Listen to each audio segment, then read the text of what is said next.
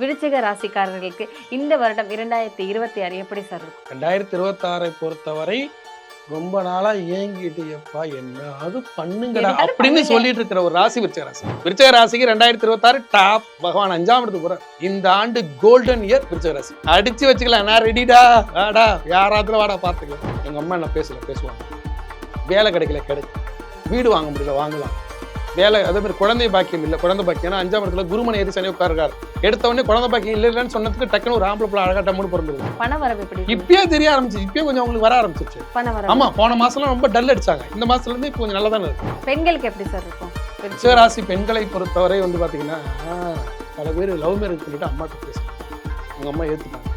அதே மாதிரி பாத்தீங்கன்னா சில பேர் வேலைக்கு போகக்கூடாதுன்னு சொன்ன கணவனை ஏத்துட்டு வேலைக்கு போய் சண்டையில நறுமுறுன்னு இருக்காங்க. இது எல்லாமே சமானம்.